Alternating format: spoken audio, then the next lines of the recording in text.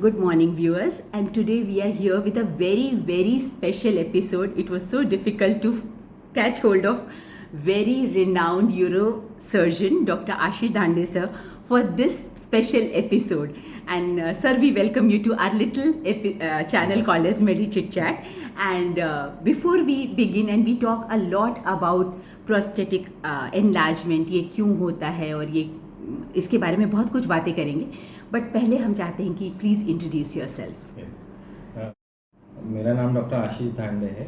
मैं एक यूरोलॉजिस्ट हूँ और जहाँ तक मेरे एजुकेशन क्वालिफिकेशन का सवाल है, मैंने urology J group of hospital grand medical college से किया है और मैं इस फील्ड में लगभग 17-18 साल से प्रैक्टिस में हूँ। Long time. और मेरा अंडर ग्रेजुएशन और post graduation Poona university BJ medical college से हुआ है। अच्छा, और कोई आपका स्पेशल इंटरेस्ट है डॉक्टर आशीष? मतलब आपका कोई यूरोलॉजी में एंडो यूरोलॉजी, रिकंस्ट्रक्टिव यूरोलॉजी, अच्छा, ये मुझे पसंद आते हैं। मैं इसमें ज़्यादा इन्वॉल्व रहता हूँ। Thank you so much.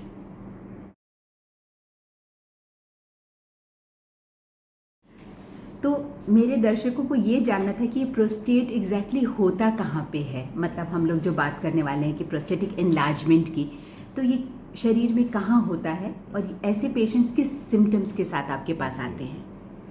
पहले तो ये जानना जरूरी है कि प्रोस्टेट हर आदमी जो मेल है उसके अंदर एक नॉर्मल ऑर्गन होता है, रिप्रोडक्टिव ऑर्गन। और जहाँ तक उसका एनाटॉमिकल सिचुएशन का बात है, जब हमारा पेशाब का जो थैली होता है जिसमें यूरिन स्टोर होता है, यानी किडनी से पेशाब बनेगा तो यूरेटर में से जाके ब्लैडर में स्टोर होगा।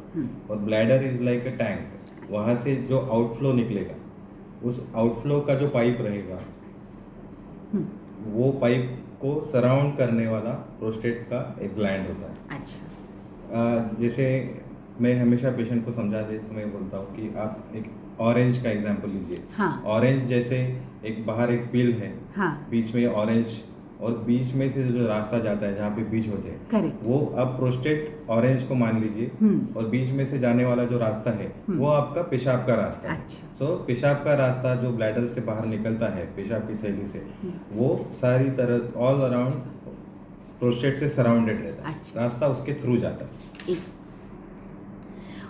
ठीक है, तो और इसका फंक्शन क्या होता है? जैसे कि मैंने कहा, ये एक रिप्रोडक्टिव ऑर्गन है नॉर्मल।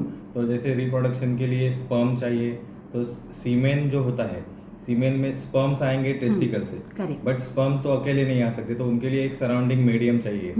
जो सीमेन का वॉल्यूम है, अच्छा, वो प्रोस्टेट से आता है। प्रोस्टेट उसको सिक्रेट करता है। तो बेसिकली एक तरह से वो फ्लूइड बनाता है जिसके थ्रू वो स्पर्म को न्यूट्रिशन भी मिले और प्लस स्पर्म जो है अपने डेस्टिनेशन तक पहुंच भी सके।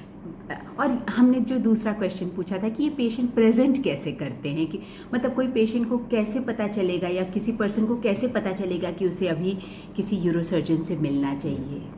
तो जैसे मैंने कहा कि हर मेल में नॉर्मल ऑर्गन होता है।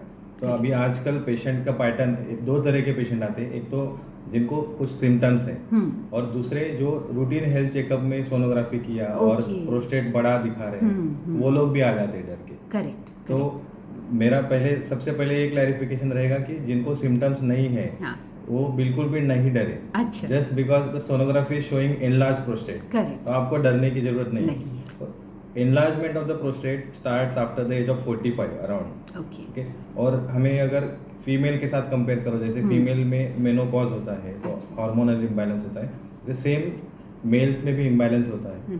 तो थ्योरी में ऐसा कहा गया है कि because of that imbalance prostate starts enlarging after the age of 45-50। Okay, तो ये कारण है कि क्यों प्रोस्टेटिक मतलब हाइपरप्लाजिया वाले आपको बहुत सारे लोग मिलेंगे। अच्छा। बट जरूरी नहीं है कि हर हाइपरप्लाजिया वाला इंसान उसको सिम्टम हो। अच्छा, okay, understood. Enlargement is very common, but all enlargements are not symptomatic. और आप ऐसे कह रहे हैं कि अगर सिम्टम ना हो तो उसके लिए परेशान भी ना हो जाए। बिल्कुल।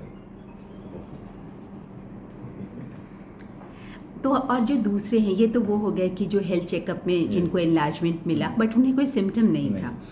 जो सिम्टोमेटिक पेशेंट्स हैं वो आपकी प्रैक्टिस में कैसे आते हैं? तो प्रोस्टेट का जो एनाटॉमी है, prostate is situated at the bladder के जो मुंह पे बैठा है। Correct. तो वो अगर बढ़ेगा साइज में, जैसे ऑरेंज का मैंने एग्जांपल दिया, अगर ऑरेंज का साइज बढ़ेगा तो रास्ते को दबाएगा।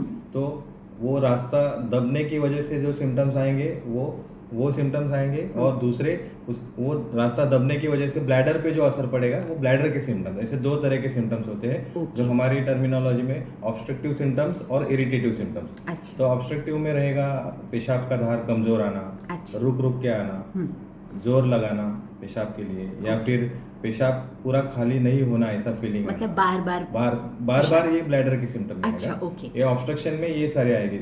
और जो ब्लैडर के सिम्टम्स है उसमें आएगा बहुत बार पेशाब को जाना पड़ेगा, रात को ज्यादा उठना पड़ेगा, नॉक्चूरिया, ओके। या फिर पेशाब आएगा तो आपको भागते भागते जाना पड़ेगा because the bladder is over active.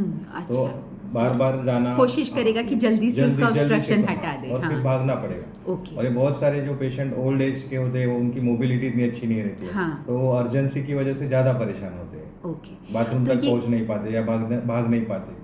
तो ये पेशेंट कभी कभी रेकरेंट यूरिनरी ट्रैक्ट इन्फेक्शन की वजह से भी आते हैं क्या? These are all complication. ये जो सिम्टम्स है, ये सिम्टम्स है, क्लिनिकल सिम्टम्स है, और प्रोस्टेट रिलेटेड जो कॉम्प्लिकेशन है उसमें यूरिन इन्फेक्शन भी आएगा। All right. तो अगर किसी भी मेल पर्सन को पहले से अगर उसकी यूरिन पास करने में उसको तकलीफ हो रही है, बार बार जाना पड़ रहा है, या उसकी धार थोड़ी कमज़ोर हो रही है, उसे ज़्यादा टाइम लग रहा है पास होने में, तो वो तुरंत अपने यूरोसर्जन से मिले। Okay, fine. और अदरवाइज ऑल्सो अगर आप रूटीन हेल्थ चेकअप में 45 की उम्र में अगर आप एक स्क्रीनिंग करवाते हो prostate health is a concept now. अच्छा। कि आप प्रोस्टेट हेल्थ इवेल्युएट कराते हो, इसमें आपको यूरोलॉजिस्ट का कंसल्टेशन और बेसिक इन्वेस्टिगेशन लाइक सोनोग्राफी और एक examination by the urologist, rectal examination to feel how is the prostate. Okay. और prostate specific antigen, prostate cancer, ये बहुत इंपॉर्टेंट टॉपिक है। जैसे प्रोस्टेट कैंसर का डर, यानी मेरा प्रोस्टेट एनलार्ज हो गया है तो सबको लगता है मुझे कैंसर तो नहीं है। Prostate enlargement is benign. Okay.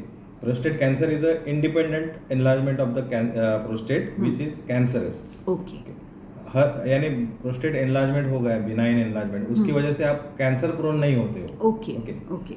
Either you will have benign enlargement और you will have prostate cancer, और both things can exist together. ऐसा 3 सिनेरियो हो सकता है। ऑलराइट। तो ये कुछ एक नया कंसेप्ट निकल के आया कि प्रोस्टेट हेल्थ करके भी पैकेजेस होते हैं। यस, आप अगर उस एज ग्रुप के हो और आप कॉर्पोरेट हेल्थ चेकअप या जो उसमें प्लान में जाते हो तो आपको कोई प्रोस्टेट इवैल्यूएशन होता ही है। तो आशीष सर, हम ये जानना चाहते थे कि क्या आप पर्सनली भी रेकमेंड करते हैं कि कोई भी पर्सन 45 के ऊपर का है तो क्या उसे अपना एनुअल प्रोस्टेटिक हेल्थ चेकअप कराना चाहिए? एनुअल रिकमेंडेड नहीं है, लेकिन आप 45 में एक स्क्रीनिंग तो कराओ और उस हिसाब से फिर देन आगे का फॉलोअप रख सकते हैं। There is high risk in the family, तो एटलीस्ट एक बेसिक स्क्रीनिंग तो आप करवा ही लीजिए। कि आप जैसे गायनेक में पैप स्मीयर करते हैं same way you can think about prostate cancer, PSA करना है। तो मतलब आप कहेंगे कि एक बार अपना हेल्थ चेकअप जो है 45 से, ये तो रेंज होगा 45 टू 50 के बीच में, एक बार आप जरूर अपना चेक करा लीजिए। सिम्टम नहीं रहे तो भी एक बार चेकअप करा लीजिए। तो जैसा आपने बताया कि मोस्ट कॉमन जो होते हैं वो बिनाइन काइंड, बिनाइन मतलब जिसमें कैंसर होने के चांसेस नहीं हैं, वो वाले केसेस ज़्यादा आते हैं। तो ये नॉर्मली आप किस तरह से इसको कंफर्म करते हैं और कैसे मैनेज करते हैं? इसमें प्रोस्टेट एनलार्जमेंट के जो पेशेंट है उसमें सबसे ज्यादा इंपॉर्टेंस पेशेंट के सिम्टम को देना चाहिए। अच्छा। ना कि सोनोग्राफी में कितना साइज बड़ा है या बाकी जो लैब पैरामीटर वॉल्यूम बताते हैं। हाँ। तो मैंने पहले ही बताया कि सोनोग्राफी में कुछ ना कुछ साइज आएगा। आप अगर 30 साल के मेल का सोनोग्राफी करोगे उसमें भी प्रोस्टेट दिखेगा, कुछ साइज का दिखेगा, तो वो प्रोस्टेट का पेशेंट नहीं बन जाता उससे। अच्छा। और अगर 60 साल का इंसान आता है, उसका भी प्रोस्टेट बढ़ा हुआ है लेकिन उसको सिम्टम नहीं, तो वो भी पेशेंट नहीं बनते। Okay.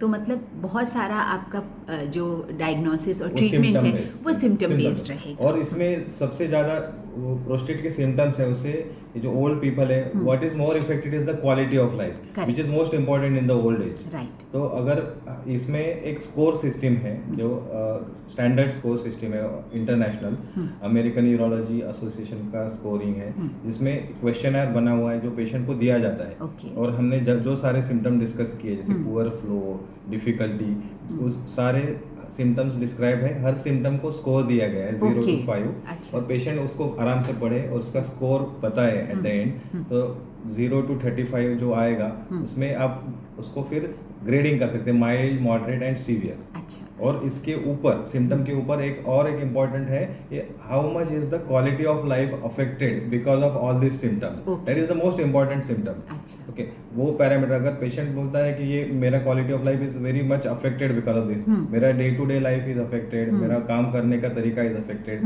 Then patient is bothered. अच्छा, सो उसमें ट्रीटमेंट का जरूर रोल बनता है। तो मुझे ये समझा कि ये काफ़ी अनोइंग हो सकता है क्वालिटी ऑफ लाइफ के लिए। Quality of life is very important, तो बहुत इंपॉर्टेंट है, और सिम्टम बहुत ही ज़्यादा मायने रखता है कि आप कितने सिम्टोमेटिक हैं और आपको कितनी परेशानी हो रही है आपके प्रोस्टेटिक एनलार्जमेंट की वजह से, जिसके ऊपर आपका मैनेजमेंट भी डिपेंड करेगा। तो ये मैनेजमेंट जो है, ये मेडिकल मैनेजमेंट है या सिर्फ सर्जिकल मैनेजमेंट होता है? उससे पहले भी मैंने बताया कि पेशेंट का क्लिनिकल एग्जामिनेशन। अच्छा, हाँ। जैसे पेशेंट को एक्सटर्नल जेनिटलिया का examination, rectal examination to feel the prostate. अगर प्रोस्टेट हार्ड है तो प्रोस्टेट कैंसर का सस्पिशन बढ़ेगा। प्रोस्टेट कैंसर कोई अलग सिम्टम लेके नहीं आएगा। Correct. Prostate cancer can always be associated with benign enlargement, और सिम्टम बिनाइन एनलार्जमेंट का है लेकिन अंदर प्रोस्टेट कैंसर है। अगर आप एग्जामिन नहीं करोगे तो मिस हो सकता है। मतलब क्लिनिकल एग्जामिनेशन बहुत इम्पोर्टेंट है। आपने सोनोग्राफी रिपोर्ट देख लिया और पीएसए रिपोर्ट करा लिया, लेकिन अगर रेक्टल एग्जामिनेशन नहीं किया तो you can miss the finding. तो मतलब सेल्फ असेसमेंट अपना ना करें, यूरो सर्जन को एकदम राइट टाइम पे ज़रूर मिलें और प्रॉपर क्लिनिकल अपना डायग्नोसिस करवा लें। ठीक है, अगर एक बार डायग्नोसिस हो गया और आपको लगता है कि ये अब बिनाइन ही है, इसमें मेलिग्नेंसी नहीं, क्योंकि वो हम अपने लास्ट पार्ट में बात करेंगे, तो बिनाइन में फिर क्या ट्रीटमेंट ऑप्शंस रहते हैं और ये पेशेंट्स का क्या ऑप्शन है और कैसे रिकवर होते हैं वो? जैसे सिम्टम स्कोर का मैंने बात किया, माइल्ड, मॉडरेट, सीवियर में आपने कैटेगराइज कर दिया। करेक्ट। तो depending upon the severity of symptom, अगर माइल्ड सिम्टम्स है तो there is a scope of lifestyle modification. आप patient is not much bothered, mild symptoms है, जैसे पेशाब को 1-2 बार रात को उठना पड़ता है, उससे नींद थोड़ी खराब हो रही है, अर्जेंसी हो रही है, तो without any treatment you can just modify the lifestyle, like आपका वाटर इनटेक रेगुलेट करो।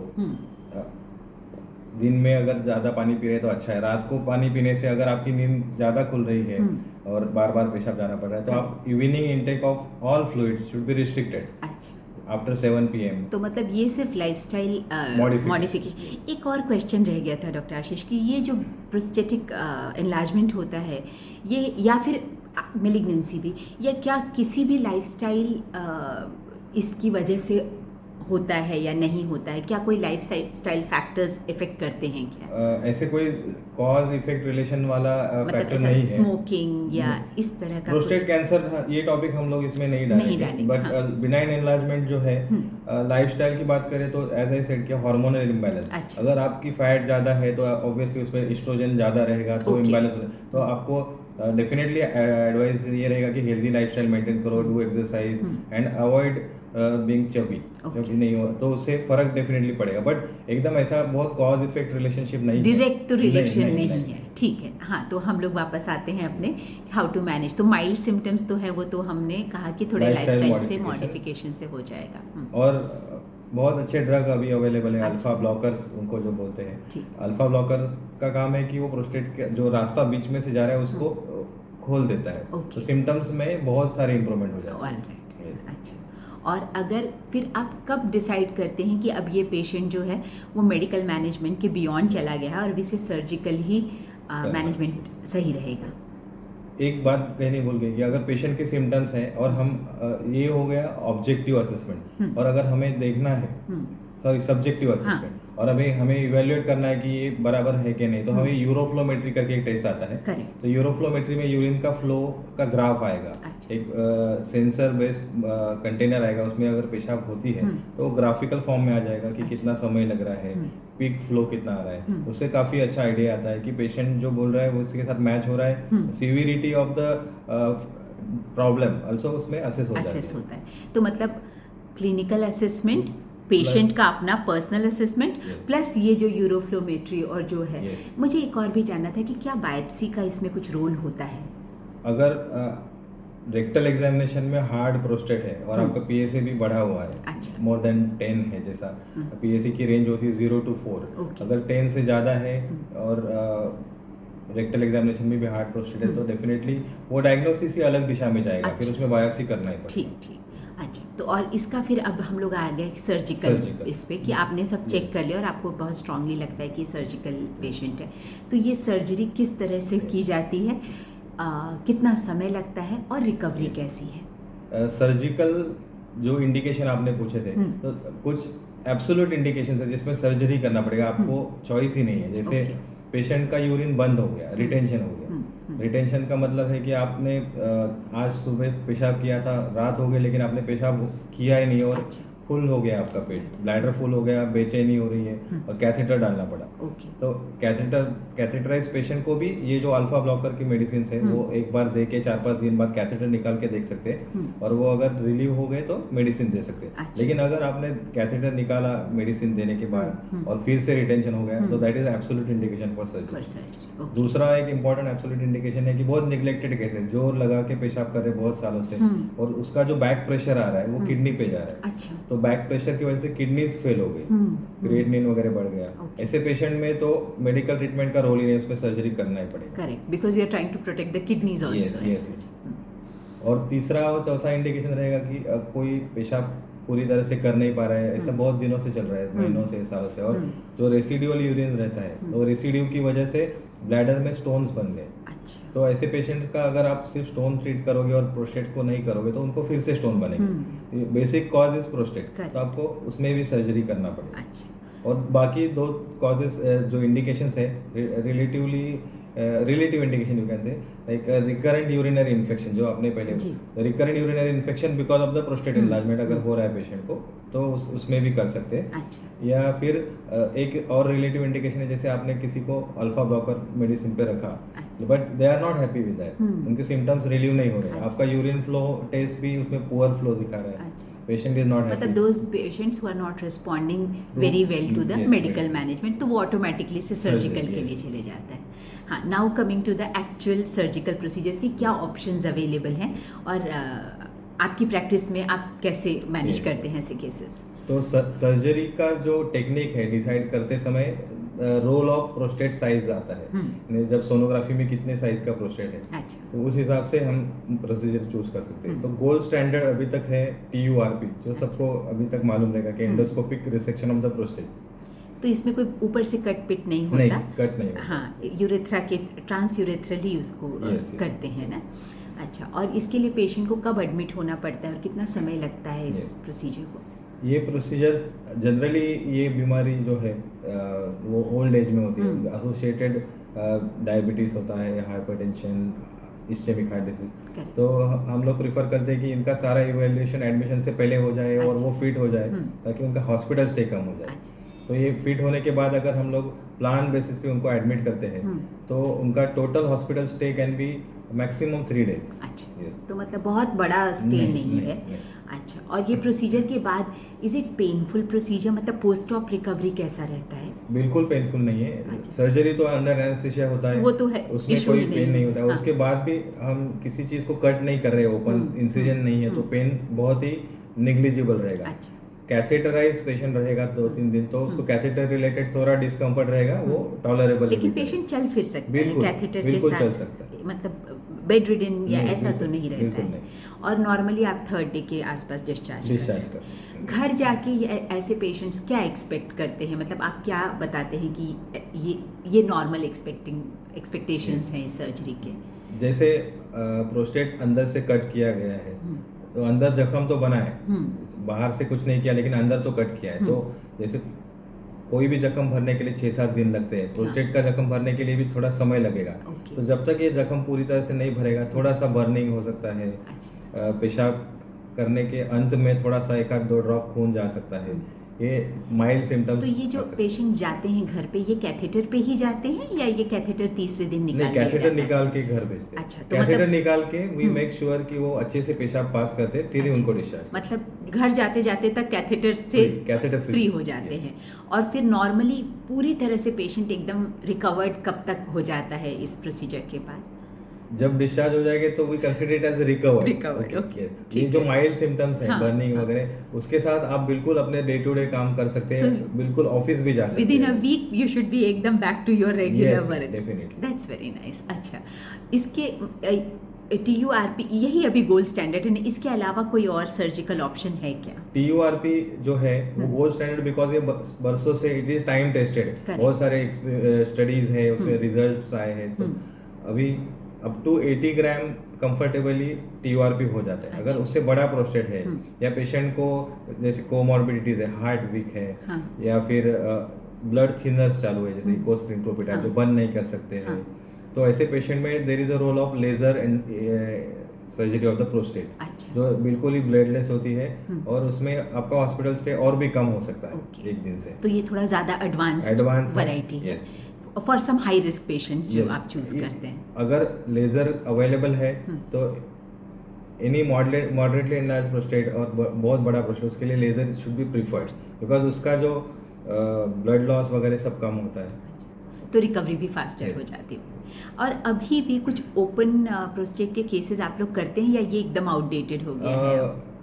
Mostly it is outdated. अभी मतलब जो चीज हम लोग ओपन सर्जरी से पहले करते थे वही उसी टेक्निक को रिवर्स यूरेथ्रा से लेजर से हो जाता है। राइट, तो अभी ओपन वाला जो हम लोगों की इंटर्नशिप में चलता था अब वैसा प्रोस्टेट तो नहीं देखा जाता।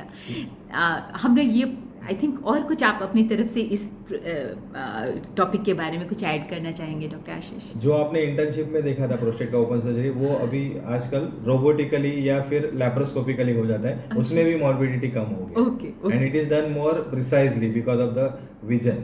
जो ओपन सर्जरी में इतना एक्सपोजर नहीं मिलता, इसमें बहुत अच्छे से दिखता है। So things are changing very fast. आज ये है तो 5 साल बाद शायद और कुछ आ जाएगा।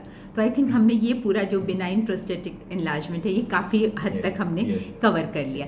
अब ये बस लास्ट सेगमेंट है हमारा कि प्रोस्टेटिक कैंसर के बारे में कौन से वो वार्निंग सिम्टम्स हैं जो पेशेंट कभी मिस ना करे और तुरंत अपने डॉक्टर को मिले, और इसमें किस तरह का ट्रीटमेंट ऑप्शंस अवेलेबल है और रिकवरी कैसी है?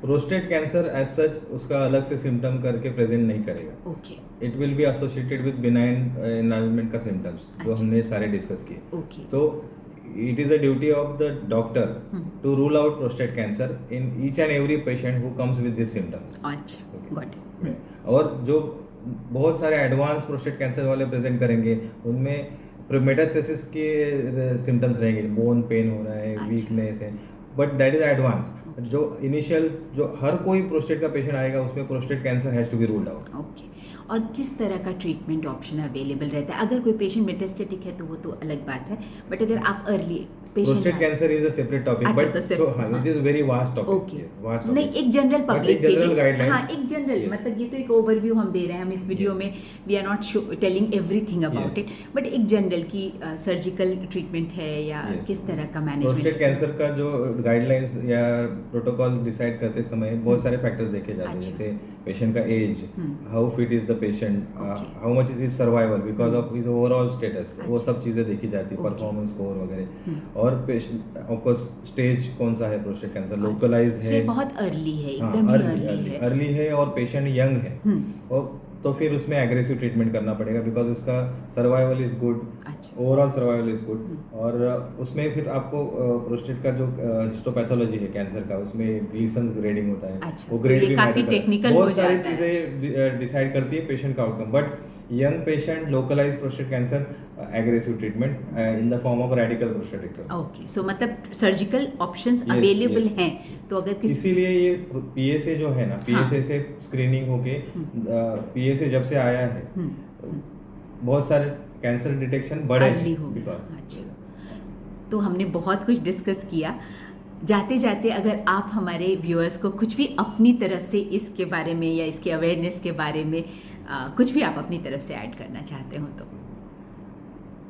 Prostate is very important part of your body, और वो आपको सिम्टम्स की वजह से आपका लाइफ बहुत ख़राब कर सकता है, जैसे क्वालिटी ऑफ लाइफ बहुत ख़राब कर सकता है। तो आप कोई भी सिम्टम रहेगा तो निगलेक्ट मत कीजिए। ओल्ड एज में निगलेक्ट करने का बहुत टेंडेंसी रहता है, लोग बताते नहीं सिम्टम्स, तो थोड़ा संकोच भी करते हैं, संकोच करते हैं। तो वो आप बिल्कुल तकलीफ रहेगा तो तुरंत कंसल्ट कीजिए, और नॉर्मल जो लोग हैं 45-50 के बीच में, उनको तकलीफ नहीं रहेगा तो भी आप स्क्रीनिंग करवाएं। जैसा आपने पहले ही बताया कि एक प्रोस्टेटिक हेल्थ का एक स्क्रीनिंग तो ज़रूर करवा लें। Thank you so much doctor Ashish. किसी और प्रॉब्लम के साथ हम फिर से आपसे ज़रूर मिलेंगे। It was such a pleasure talking to you. I am sure कि हमारे व्यूअर्स को बहुत कुछ पता चला, क्योंकि ये सारी चीज़ें हम लोग चाहते थे कि बस एक अवेयरनेस फैले। बाकी तो डॉक्टर के पास आप जाएंगे तो they will tell you and guide you to the best of their ability. But thank you so much for coming to this channel. Thank you. Thank you.